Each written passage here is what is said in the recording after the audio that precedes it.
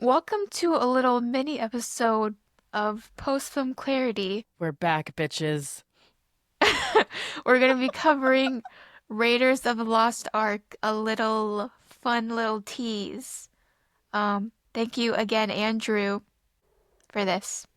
I'm surprised we're not banned from our first appearance, but I greatly appreciate Andrew from Revisionist Almanac for rocking with us and letting us come back here and cause more of a ruckus. I think we're gonna behave this time, though. I think. We'll keep the profanity down this time. No, we won't. Maybe. No, we won't. Don't lie to these people. And where can we be found, Lindsay, if people would like to find us? We can be found on Instagram at PostFilmClarityPod, PostFilmClarityPod on TikTok and YouTube. And we can be found at PostFilmClarity on Letterboxd. This is true. Also, if people want to send you emails, where would they send them to? You can send us emails at postfilmclaritypod@gmail.com. And Lindsay Please. and I love emails. And I think someone said that they thought we were being sarcastic the last time we said that. We No. are being so dead ass. I love emails. Yeah, I want to get an email so bad We love correspondence. of just like a stranger. Yeah. Like it won't be weird. No, it's not weird. Please. I mean, you can make it weird, but don't. Yeah, don't be weird. Be pleasant and gentle with my kind heart. Exactly. Don't piss me off. And don't hurt Lindsay's feelings. Those are the rules. So anyway, what are we covering today? We're covering Raiders of the Lost Ark, which I probably haven't seen since I was a little girl. This movie is so graphic. Yeah, it's kind of jarring and a little out of Steven Spielberg's normal wheelhouse. He's not a super violent action movie kind of bloody director, but I think Raiders of the Lost Ark is one of his more violent movies for sure, until of course we get into like Saving Private Ryan, which is a gore fest. Oh, yeah. Honestly, I've never even finished it. I can't stand war movies, honestly. Like, unpopular opinion. I Usually think I agree with you. I can't do it. I can't do it. They're too much. It's a lot. So yeah, I forgot to warn you that this this movie is also super graphic because I haven't seen it in a long time either. I've definitely seen it as an adult, but probably not within the last 10 to 15 years or so. And something that stuck out to me right away on this most recent watch was how fucking cool Marion is. Can we talk about the queen herself? Yeah, she should be gay. I think she's gay. Here we go again. Lindsay, this is not about our gay agenda. Yes, it is. It always is. But yeah, Marion's a bisexual at minimum. Oh my God, so freaking hot. Like She's the best. first outfit that you see her in. During the drinking contest? Ugh, Oh yes. my God. Oh my God. I was like, The green shirt. Green is her color. I It makes know. her pop. I think she has green eyes, Karen Allen, if I'm Yeah, not mistaken. she does have green eyes. She is a mega babe. Like, honestly, And her chin dimple. Oh my God. There's nothing I love more than a beautiful nose and a chin dimple. That is like the most beautiful assets. you're so real for features. that. She is 73 years old, and she must have been about 70 when they did the most recent Indiana Jones movie. She's still so beautiful. She looks incredible, and she aged very naturally. She was one of the like OG like female action stars, if you really think about it, because at the time Wow, this movie yeah. came out, like female characters weren't doing that thing, like it was mostly the guy gets to be the hero and the girls just like run around in dresses screaming and crying. Um And when you jump to the second Indiana Jones, That's that's exactly what it is. that's exactly what it is. I'm like, It's so weird. what a downgrade for the female lead, honestly. What a drag. But yeah, Karen Allen was like one of my heroes growing up for sure. She gives me like she's like the Laura Croft prototype if you think about it. Oh yeah, She's like that's so true. 1930s Laura Wow. Croft. Yeah, well, 'cause she has a braid. Her hair is braided. In that first scene, I wonder if that character is based off of her. maybe I could see Hmm. it. I could 'Cause totally she's see that. Wow. Oh man, we should have done some research. But we're not going to. Anyway, I want to talk about the 2008 Parker Brothers limited edition Indiana Jones wooden crate Monopoly game. yes. Fun fact about Lindsay and I, we both owned this exact same copy of Monopoly. Um at the same time, obviously. Lindsay was probably 7 or 8 and I was 20. Yeah. And I remember unboxing this. We got it like for Christmas. me too. I didn't even know my family liked Indiana Jones like that for real, but for some reason, I don't know if it was my mom or my dad. I feel like it might have been maybe it was like a Walmart thing or a Sam's Club thing, but they were so excited to buy this Monopoly like limited edition game. And when we saw my little sister and I saw that crate, we were like, like you could hear the John Yeah. Williams score Yeah. behind us. I think it gives you splinters. I feel like I remember it So was many. like yeah. My Oh my fingertips were gosh. cut the fuck up. And I didn't care. Oh my god. I think it had oh duh, that's probably why they released it. I think they had a Crystal Skull piece in there. Oh, This must have been around the time that the Crystal Skull movie had come out. Let me see real quick if I can find the all the pieces. I know one of them was the hat, obviously. One of them was the whip, yeah. a Crystal Skull. Um, what else did we have? Oh, duh, of course, the Holy Grail from the third movie and the Ark Oh, of the Covenant. These are fucking rad. I'm getting this game. I'm going to get it from my grandma and we can play Wow. it. Yeah, I need this. I need this back in my life, Lindsay. I feel like this is a very niche like childhood item to have, and it makes perfect sense that us two weirdos who just found each other randomly in the wild would both. It's kismet. It's it's so random. So random. 'Cause I mean this was a limited edition This was 2008. exclusive. Yes. Limited edition. So when Lindsay and I saw Temple of Doom together at the movie theaters last summer, actually that was the day we came up with this podcast. Do you remember that? I do not. That was our first That was that was our first production wait. meeting. We walked out We of we Indiana saw Indiana Jones Jones in the and then Temple we of went to Doom. a little bakery. Yes. Oh my That gosh. wow, not Indiana Jones being our origin story. Whoa. That's so funny. That's the day Also, we Temple of decided. Doom. I know you don't like that one, but it's my favorite one. Oh god, that's such a terrible take, but I'll forgive you until you see The Last Crusade, which I think you'll like it. Is I that the most recent one? no, that's the third one. That's the one with him and his father, who is played by Sean Oh, Connery. that's right. Yeah, I Yeah, I think you'll have like it. it probably I probably haven't seen it since I was also little. 'Cause Mm. we owned like all of them. Yeah, the third one is definitely my favorite.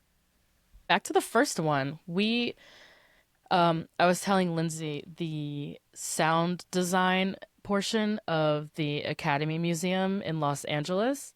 I visited about a year ago, last summer, and there's a whole room dedicated to the iconic stone rolling scene when he's escaping the temple, that big opening sequence, and it rocked my world.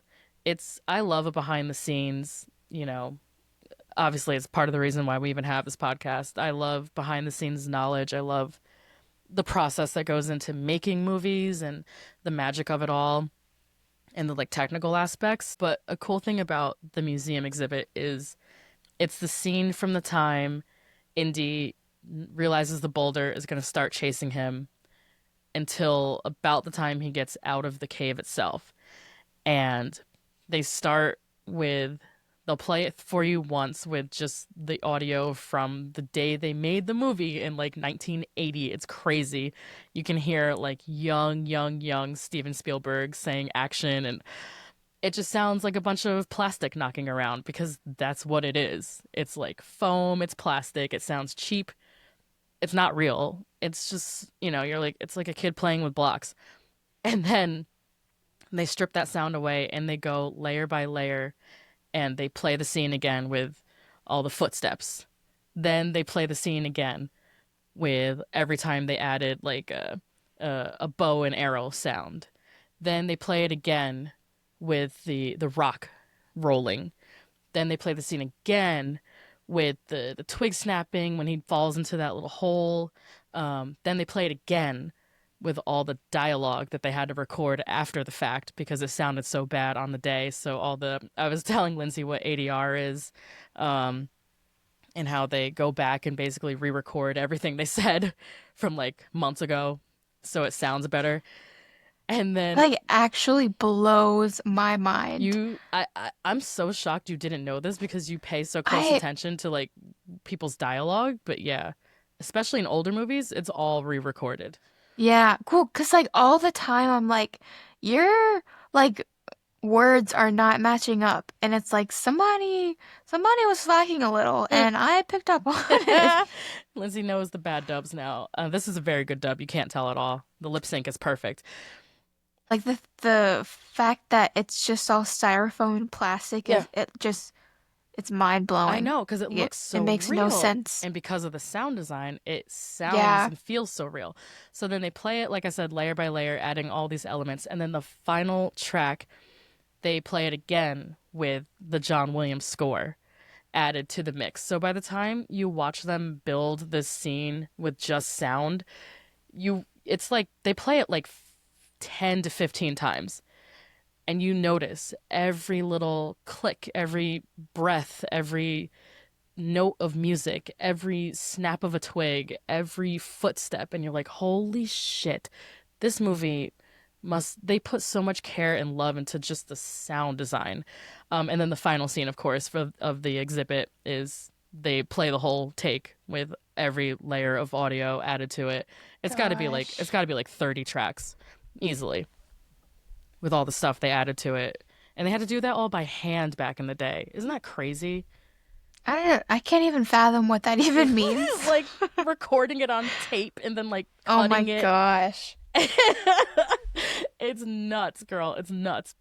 Okay, I'm so curious what one little scene, like how many weeks that Oh my probably would god, take to like edit it. that probably took like a month. I don't even know. I don't even know, but it's magnificent. And this is a great example of like how important sound design and also like visual effects are to making a movie come to life. And I was telling Lindsay when we were watching it, I was like, nowadays this would all just be computers. Oh my gosh, I hate that so much. It's like the literal art of it is lost. Yeah, it's all computers now, unfortunately. So, where do you want to go next? I only like Temple of Doom because of Ki Hui Kwan and only Ki Hui Kwan. Yeah, that makes sense. He is very precious in that movie, and I think it's right before the Goonies. Anyway, he was on fire in the 80s. That makes sense, but God, Temple of Doom just irks my spirit. Yeah, well, when we watched it together and you brought up like how different the female leads are, Yeah. it puts like a bad taste in my mouth. Yeah, because at that point, I think you hadn't seen this one, like you said, since probably almost 20 Yeah, years ago. So yeah. when you look at it through the lens of like, damn, we just had Karen Allen for the first one, Mm-hmm. and now we've got this like stereotypical hysterical woman who's screaming the whole movie and doesn't want to get dirty, and it's just a pain in the ass. I was like, damn, like Steve, why you do us like that? But back to Raiders. Why did you enjoy this movie so much on your first rewatch as an adult? What was it about it? That's a good question. I really liked that there isn't really any success in the movie. It's kind of just focused around the fantasy and like Indy's like journey. That's a great. That's wow. Damn. Like he kind of fails over and over again. I think I love fantasy. Fantasy is my favorite genre, Me too. and when there's no true like this isn't a success, this isn't a failure, it's just about the game. It's just the journey. Yeah. I think that's a maybe what makes it stand out as far as other like because you think of other 80s action movies that were out at the time. It was very like Rambo, very Arnold Schwarzenegger, very Yeah. like tough guy with guns like and giant muscles Yeah. and Harrison Ford is just not that kind of He, hero. he's honestly not really a hero. What do you mean by that? Well, I mean, he's so flawed. I mean, he basically leaves Marion with a bunch of evil people. Like, if you look at, I don't know, superheroes, they just want to save the girl. Yeah. But Indy isn't really doing that. He is more so focused on the actual artifacts Yeah. and his fixated interests. I was just gonna say that he definitely wants to save the artifact first and foremost.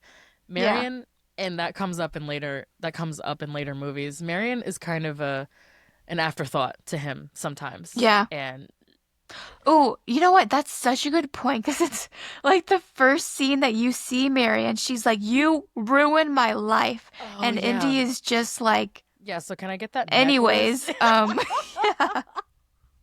It's like actually, I'm here to ruin it some more. Where's your dad's It's necklace? I like need it. I've got cold hard cash. I've got places to be. Help a man out.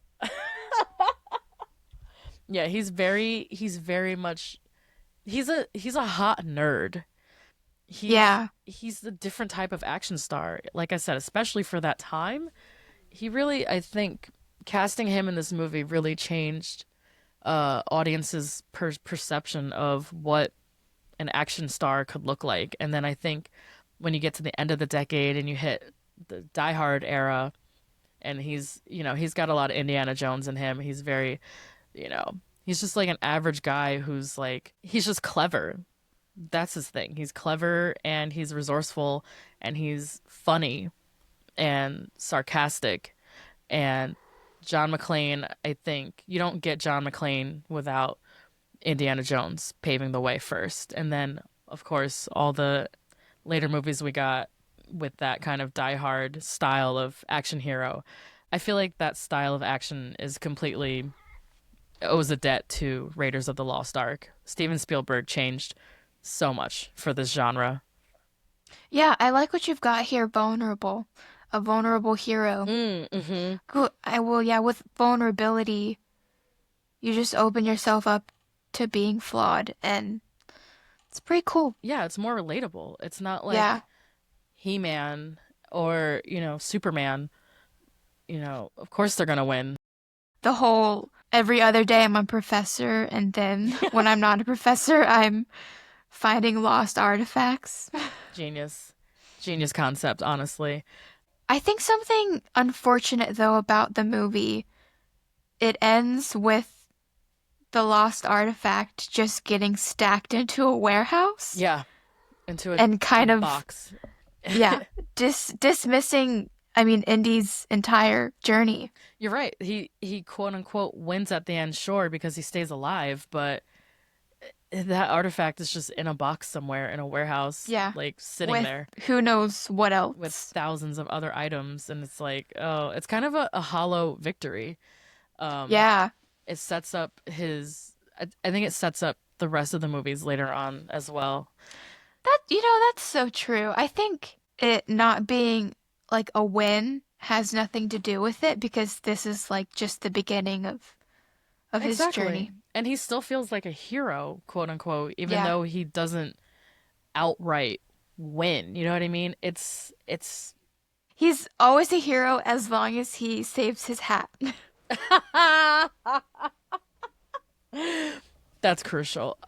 Do you think, what do you say to the criticism now that you've seen it with fresh eyes? And I don't know if this criticism is lobbed at the entire series, but what do you say to people who have this theory out there that nothing about this movie would change if Indy wasn't in the story?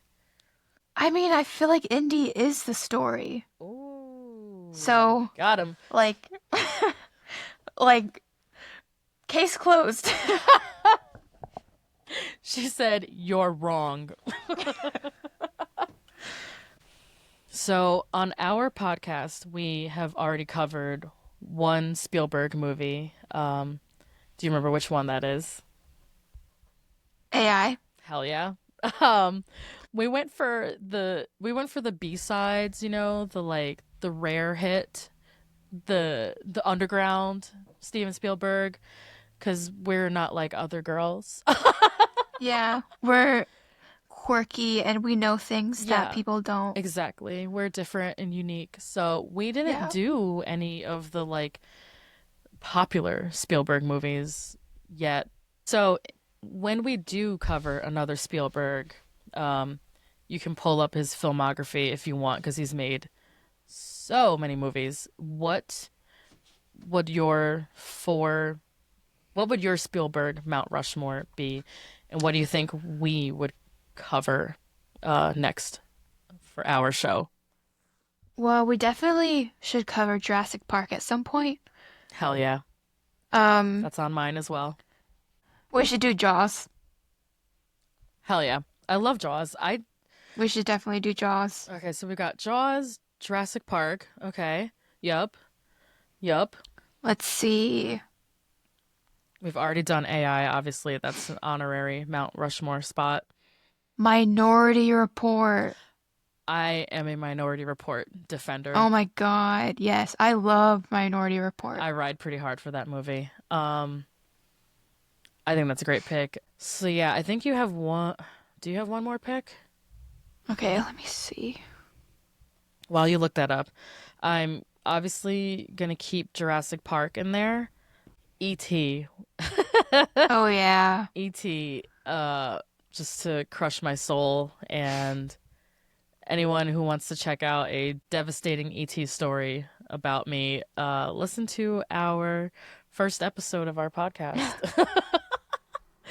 It involves a Thanksgiving screening of E.T. that my sister and I will never forget. So definitely Close Encounters of the Third Kind. And I think you're right on Jurassic Park. So in our Rushmore, Indiana Jones doesn't even make it in? No, Oops. I fear not. I fear not. I would also give a very honorable mention to Catch Me If You Can. I fucking love that Oh movie. yes. Oh my God. Okay, that one would be my fourth. Hell yeah. There we go. Yeah. And to round this out, Andrew had a great prompt. Who do you think would be a good modern day Indiana Jones? Because one just came to me, but you're not gonna like it, and I don't really like it either. Oh gosh. I just think he fits the vibe. I think Theo James. Interesting. Oh, that's a good one. I was gonna say Glenn Powell. Oh no. No. Absolutely not. I can't take that smile trying to portray Indiana Jones. Those teeth? No. I can't. Lindsay I hates was Glenn Powell. I don't hate him, but I'm like, give me somebody different. I just saw a TikTok about this girl. She was like, I'm gonna start smiling like Glenn Powell to ward off men. And she was like trying to fit like both rows of her teeth in a smile. It's so funny. No, please never. I But honestly, it would probably happen. Like that's probably what would happen. think it's more likely he's kind of a franchise guy. He's already gotten into Yeah, Twister yeah. and It Top probably would Gun. be Glenn Powell. Oh, and he's doing The Running Man soon, which is a remake of an Arnold Schwarzenegger movie from the 80s. So I feel like if they were gonna go modern, Glen Powell's a good bet. I want somebody tanner. That's fair. I mean, he's from Texas. He can probably tan up. But Theo James is interesting. The only dig against him is he's British, and I'm Oh, trying to hmm. make movies American again. Yeah. Let's see. I forgot he was British. That's my only knock against him, and it's not even like a really fair Um, knock. I'm just really tired of British people playing Americans. Like, give us our jobs back. I'm sorry. We have so little. you're probably not gonna like this, but Hmm. um, Clint Eastwood's son. Have you seen Oh, any of he's his movies? scary. I don't like him. He's, Scott. I think he's kind of hot though. Oh my God. Scott Eastwood, you're talking Let me about? look. Let me look him up. Oh, he does have Indiana Jones face though. He's Yeah. 39. Okay, he's a little bit older than me. Oh, he is kind of scary though. He's a little scary. Is he from the Fast and Furious? Anyway, Scott Eastwood, not bad, not bad. I can come up with better though. Does he have to be white? He doesn't. Oh, duh. I mean, if we move it out of the like, so If we were to move it out of like Mm. white men, it would be Michael B. Jordan. Oh hell, I was thinking him as well. I was gonna say if we move it out of like the 1930s through the 1960s, which is when these movies take place, it would definitely not be Michael B. Jordan Oh during my that time God. period. But yes, Oh if yeah. we modernized it, then yes, I agree, Michael B. Jordan. What do you think about like? Do you feel? I mean, he's kind of old now. Like Ryan Gosling, I could say Like the Gosling age for that sure. Harrison Ford was at, I could see it. Mm-hmm. Yeah. I think Gosling is a good pick there, but Just God, please not Chris Pratt. Whatever hell we no. do, no, No, we no are Chris we Pratt. are anti. Yeah, Yes. I think that's a good short list of people. I would watch all of those. You would really have to talk me into Scott Eastwood, but who knows? Who knows? One woman's Scott Eastwood is another woman's Glenn Powell. Oh my gosh, that's so funny. And with that, oh, now I don't know how to end it. Oh no. Thanks, Andrew, for letting us back on your show, even though we Yes, thank you. caused such a stir the last time we were on. I feel like we've grown since then. We've changed. We didn't do a Notes app apology, and we're not going to, but just know that we're listening and learning, okay? We're listening and And we're we're learning. learning. And we're very quote unquote sorry for anyone we may have offended with our last outing. Um but Did again, we? I not just really. thought we were funny. Oh, we were funny as see. What was that? We were funny as fuck. Funny as fuck. And where can we be found? Regretfully, we can be found on Instagram at Post Film Clarity Pod. We can also be found on YouTube and TikTok at Post Film Clarity Pod. Please follow us on Letterboxd. I think that's probably my favorite social media app. That's not even a question. It's definitely Letterboxd at Post Film Clarity.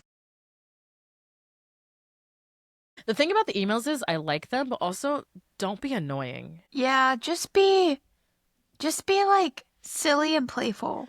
If we are going to be receiving the emails, then I think it's fair that we tone police them a little bit. So watch your mouth.